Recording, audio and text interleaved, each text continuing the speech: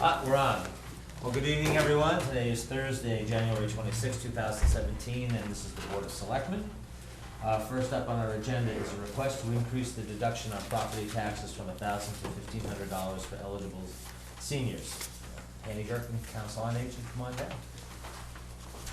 How are you, Penny? I'm dandy dandy. I'm assuming you guys know what the strip program is? I do, yes. Are you aware of the strip? Are you aware of what it is? So I don't have to explain it? Just refresh me quickly. It's the senior rebate program, and you can read all about it. It basically allows seniors who are over 60 and fulfill the rest of the requirements to work for the town. And, you know, a lot of times, an example is when Linda's on vacation, someone fills in and answers Linda's phone and makes sure things keep going smoothly. They fill a lot of roles. They're used a lot in town hall. There are a number of used in town hall. So far, they make $8 an hour, and they're allowed to work up to 100 hours. Is that correct? 100 hours. So the state has now raised the maximum they can work from 100 to 150. Or, no, 1,000 to it. 1,000. 1,000 to 1,500. 1,000 to 1,500. So we are asking that you approve that we put an article on town meeting, right? I think we do, don't we? I'm not sure that we do. I think it's a vote of the selectmen. If it's a vote of a selectmen, you can take care of it, otherwise you approve us putting it on as an I'll article. confirm that, but if it's, I'm For pretty some sure. reason, in the back of my head, it was an article, but maybe not. I don't think it is. I don't remember. I remember originally there was an article to create the program. But not the maximum? I don't think so. No, we just put Okay. the hours in. I don't remember, yeah, it's been a while. Yeah, I think it was to create the program. Okay, not so we would necessarily. like to raise it now. Presently, there are 16 participants. There are 1, 2, 3, 4, 5 who have reached the maximum this year, who might in 2017, but the hours vary from 7 hours a year to 28 to 42 to 125. Now, some have worked over and have, you know, but, you know, so the likelihood of having a huge impact, financial impact, is fairly small. And last year, the amount was roughly, $9,950 okay, so if we just sort out of, of for 16 people. so if we just did a simple extrapolation, going from 1,000 to 1,500, Yeah. it's basically 50% more than. Well, I wouldn't even say it was 50, because most of them don't even get near the 1,000. Right, I'm saying worst case, we're talking about. The worst, if everybody, you know, say 10,000 went, it'd be Right. another 5,000, but the Right. chances of that happening are extremely small. Right, so It's like- our maximum 15%. exposure is about $5,000, but it's most Yeah, likely. probably it's more like 2 or 3. Okay, I mean, that's fine, I'm okay with that. My question is, you know, if they're working up to 100 hours a year. It's 125, I guess. Okay, all Yeah, right, it's that makes sense. 125, because not it was- 100. right, Yeah, 100 because I was hours. thinking if it's $8 an hour, that's. Yeah, no, it's 125. Okay. I misspoke. So I've seen some of these workers in town hall, but I haven't seen them like at the library. or- There's one at the library. Other- There's somebody at the okay. library who's been working at the library. There's some who work at the senior center. Mhm. Where else do they work on? Because you sort of send them Town off. hall, yeah, senior center. Town hall. Library. Yeah, those are usually Library, the three that's- places that yeah. work. Yeah, Yeah, mainly the town hall. You see most of the town hall. yeah, I've seen some. And they replace, you know, instead of having to go out and get a temp Mhm. to Right, come in, right. which is gonna cost you more than $8 an hour. So they're And also, called in as It allows needed? seniors Yes. who, and this really helps, this, you know, $1,000 or $1,500 makes a big difference to a lot of seniors who are on fixed incomes. Right, this is the one of the few things we can do to assist. That's it, and when you think of the 20% of this town are seniors and pay their normal taxes, and 70% of their taxes go to schools, but they don't have anybody in those schools, it's a sort of win-win for everybody. Sure. Because keeping seniors in town really, other than keeping an intergenerational town, which is healthy, it really financially makes a whole lot more sense. And a senior is classified someone who is. 60 and over. 60 and over. So I believe you're one of them. 10 more That's right. years. Let's see, every Thursday. I was with Ken Drew today, and Linda and I were going, oh, I said, Penny, why aren't we getting this? I said, Ken, Ken, it's not the same thing. You want to come up and do Linda's job? Uh, So anyhow, So I'm requesting that you raise it from 1,000 to 1,500. Do you have any questions? On questions. Okay, then I'll take a motion to approve. I'll make a motion to approve. Second. Okay, all those in favor signify by saying aye. Aye. Thank you, gentlemen, and you'll Yeah, just yeah. double check we don't have I will. to do another. If it does require a town meeting, we'll put it on the warrant. Okay, thank you. Thank you. Thank you. Thank you. All right, next up on our agenda is the town meeting, the town administrator's report. Thank you, Mr. Chairman. I attended the most recent Minuteman Building Committee meeting this past Monday. Couple of things of note. First, this is the latest rendering of what the front of the school will look like. And we've got floor plans in extremely small print on the inside, but that is what, that's what it's going to look like. And with a little luck, what our project manager is projecting, we've been working along with the assumption that we will have the school open in September 2020. And now we're looking at the possibility of being able to open it in September 2019 instead. Wow, So with some breaks, we could open it a year early. that's great, that's great. So I don't want to create any false hope, but I like hearing the engineer talk like that. So that is pretty much it. You know, we're plugging along right now. I know there was a meeting today with the planning department and permitting department in Lexington, which is where the school is based. Mhm. So depending on how that goes and how they're able to work with us and so forth, you know, that'll be a major factor in Okay, how quickly we can move along. But, you know, right now, things are looking good. good. And secondly, I wanted to report on the meeting we had this past Tuesday with the Department of Transportation at the high school, which was a follow-up meeting from when we had a few months back.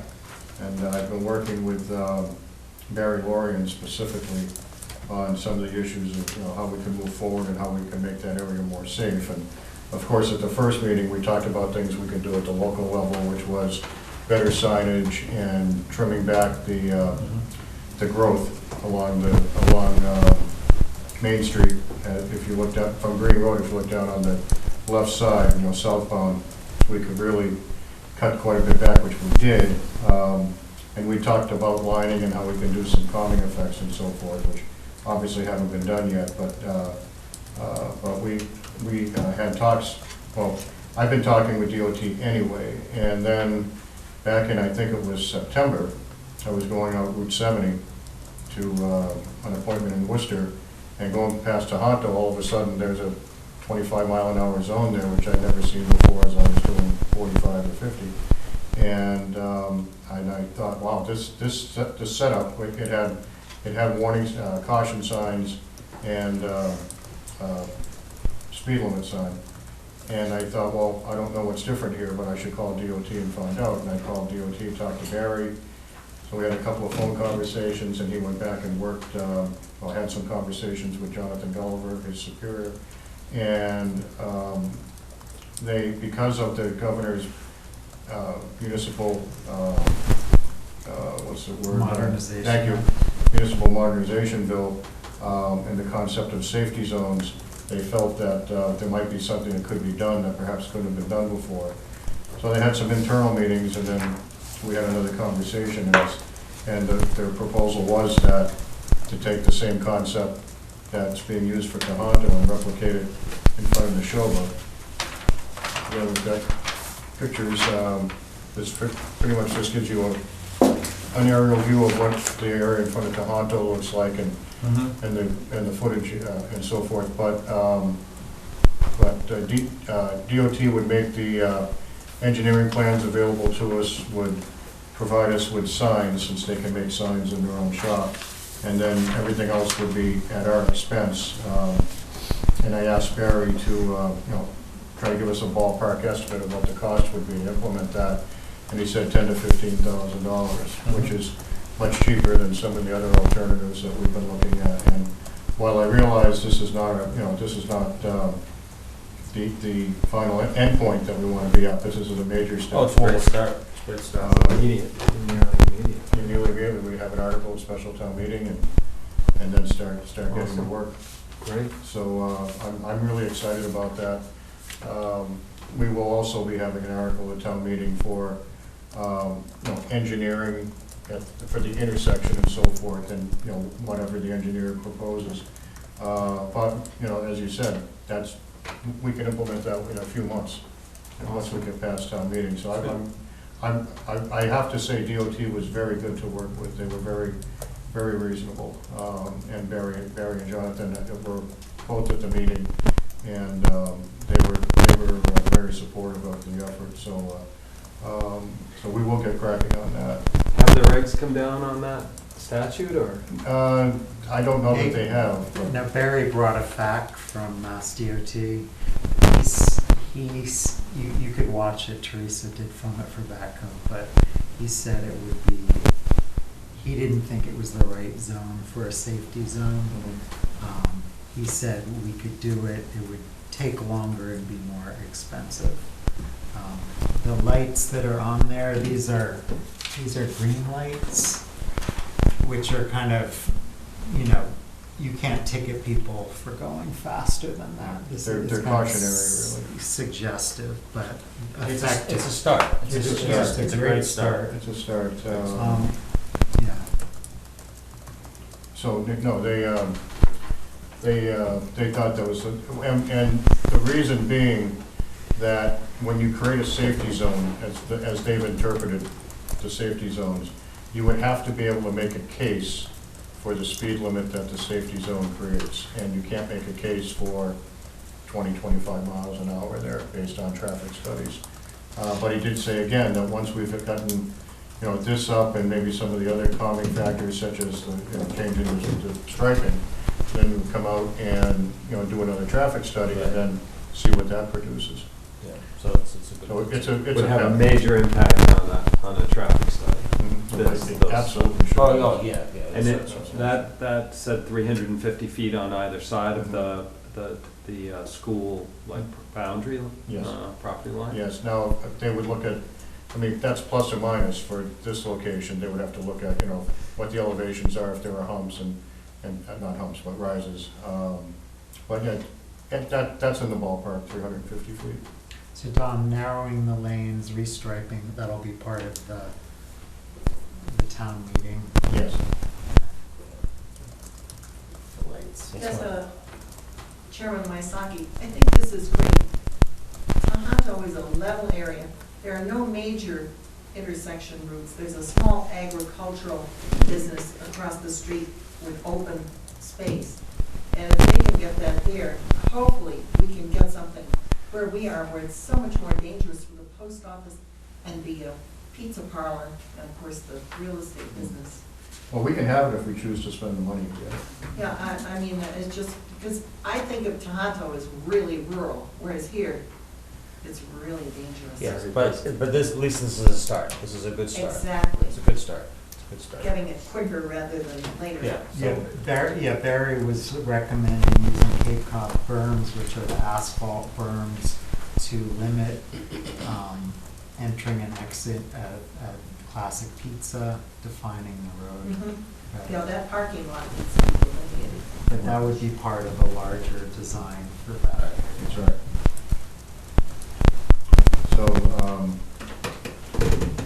So the next step is to get an article on the town meeting warrant and trying to get that approved, and then we start going to work on it. Great, Okay. really good.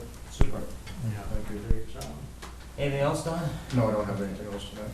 All right, well, next up on our agenda is Board of Selectmen business, and every once in a while I do a couple of public service announcements. One is just to remind people that the Boy Scouts in town, their major source of revenue is the collection of bottles and cans with the deposits on them.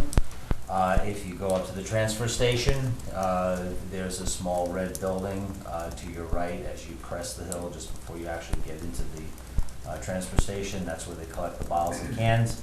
A lot of people do drop those off. I do notice when I go to the transfer station each week that People are very good about also putting their bottles and cans in both the aluminum and glass containers, but they're also putting bottles that have deposits on them, soda bottles and soda cans and the like. So certainly would ask everybody that you're doing a great job recycling, but if you could just have a separate bin for those items that have a deposit on them, and instead of putting them in the recycle bins, drop them off at the Boy Scouts. That'd be greatly appreciated.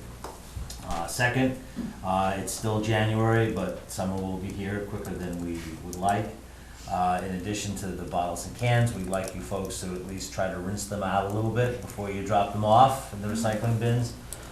This is particularly helpful during the summer when it attracts the bees and the wasps. I do see, in the glass recycling bin, spaghetti jars with the lids on, and there's still a quarter of a jar of spaghetti in it. So if you could just kind of rinse that stuff out, and your wine bottles and your liquor bottles as well, that'd be greatly appreciated.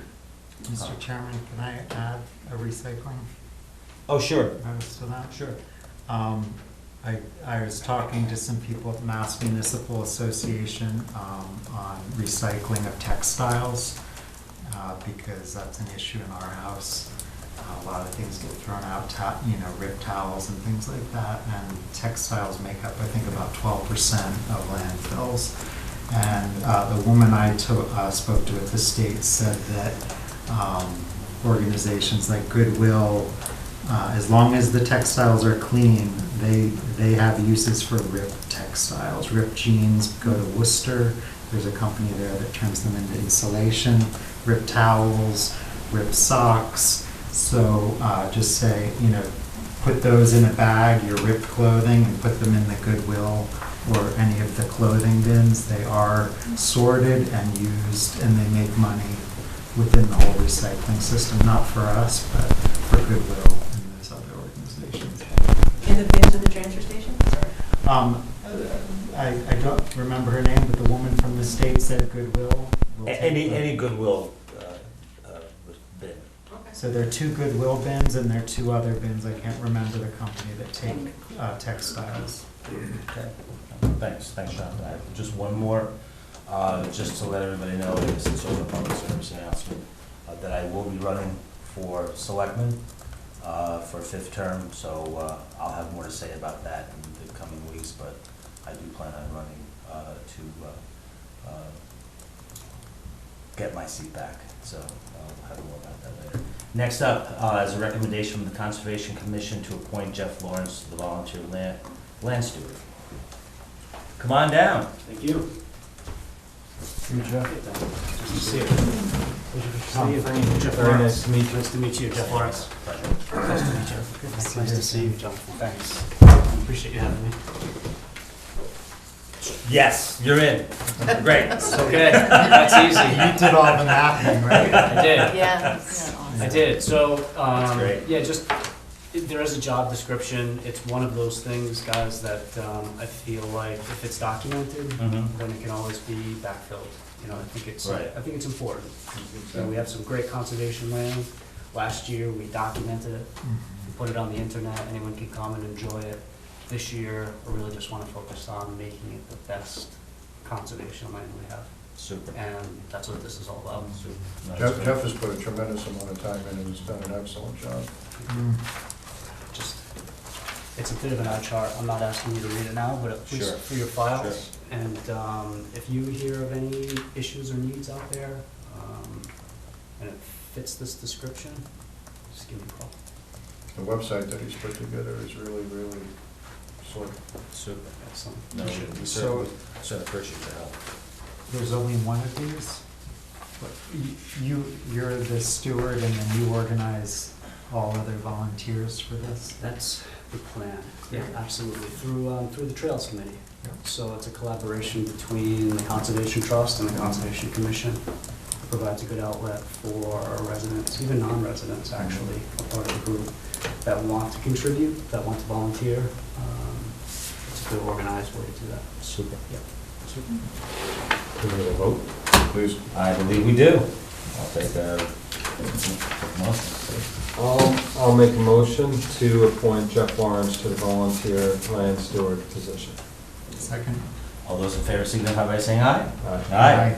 Thank you very much. Congratulations. Thank you. Appreciate it. Thanks very much. Thank you for your service. It was a pleasure. Yay!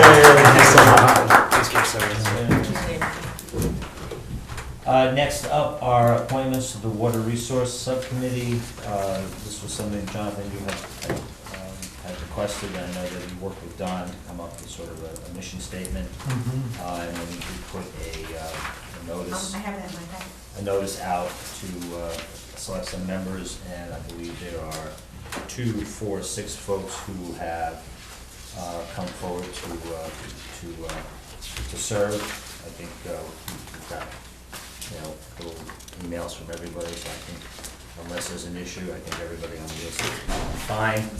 I do want to just clarify, because the notice was the Bolton Board of Selectmen are seeking volunteers to serve on a Water Resource Subcommittee to establish an effective municipal water conservation program. I just want to make sure that people understand that in the town of Bolton, we do not have any municipal water supplies. I think this is more looking at considering that we've had the significant drought this past year, and unless we get a lot of snow and rain, we may be still in that situation this year as well. And I think it's more a case of looking at water conservation methods and recommendations. Currently, the town does not have the ability to control or restrict private wells, but I think, coming up with, we're looking at water resources, where we can cut back and how we can conserve, and coming up with some creative ideas, I think is very, very important. The folks who have come forward to serve on the committee, I'll just list them: Robin Smith, Becky McEnroe, and I hope I don't butcher this one, but Sudhakar Rajpupati, Cindy Jockwith, Maya Parkrith, and Catherine Scott. So I think right now, take a vote to bring these people on board, and will these all be all the folks? Is Jonathan, you planning on participating in this? I hadn't planned to. I could be ex officio. I would certainly want to sit in on, I'd want to sit in on their first meeting just to help guide them and get them started. That's fine, so we'll do that. So I'll take a motion to appoint the 6 individuals that I just read off. Wait, how does it usually work? Like, should I be, since this was, I think, well, personally, I think it would be very helpful to have you at the first meeting okay. to talk about, why you, Right. the vision that you Right, have. this Okay. And then, was your actually, we genesis. probably should both be at the first meeting, Yeah. and then make sure that, I'm available to them if they have questions on whether it's procedure. I think probably what we should do, since they are a subcommittee of the Board of Selectmen, probably Pam and I should attend a meeting and discuss, the open meeting law with them, so I they think know how that's a to good follow idea. that. Yep, okay. All right, so do I have a motion to approve the 6 members? I'll move that. I think there's a question in the back, Mr. Chairman. Yes. Does this committee have a charter? Is there? There is a, Is there some deliverable we're supposed to? well, let's take a look here. I'll just read it off. The mission will be to establish an effective municipal water conservation program by researching local well drilling information, state and federal geological and groundwater information, conducting a town survey of household, farm, recreational, and business/industrial use of groundwater, and knowledge of conservation measures, studying water quality level tests from local wells during normal years and during droughts to assess concerns about concentration of elements, coordinating educational programs with the schools, the Four Winds program, the library, scouts, the local monitoring of pond, stream, and fire water hole levels, identifying important natural resources, wetlands, and sand deposits that can recharge our groundwater aquifers, developing a policy on public warnings in response to drought conditions, identifying federal and state grants for education and conservation, and consulting with hydrologists and groundwater scientists. Okay, that's very good. Okay? Mr. Cook? Is there anything in there with the expectation that at sometime in the future, there's gonna be a line item in a budget and money appropriated? There is nothing here that states that, but I can see where you're coming from with some of the items that I just read off, that there may be a need for that at some point in time. So there may be an expectation that this subcommittee may be coming before the advisory And that- committee. But at the same time, that just because that this is a group created by the selectmen, it's not a foregone conclusion that they will be appropriated a line item in budget in there.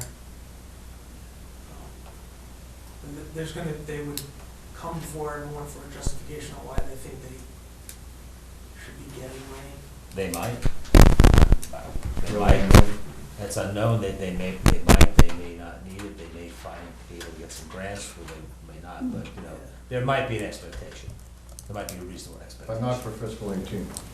No, I just see this as an opportunity ripe for government expansion, that's all. And listening to the description, to me, there's a lot of cross-pollination with a lot of already existing organizations in town that have purview over those various things, and so. And maybe it's, I think probably in the beginning, it might be best, and maybe, you know, at the initial meeting, to look into that, to see where there may be some initial resource, or where there's already a committee, or say Conservation Commission, or Board of Health, or whatever, where some cooperation might take place, which would negate the need for an additional line item with additional funds. I understand perfectly where you're coming from. Thank you.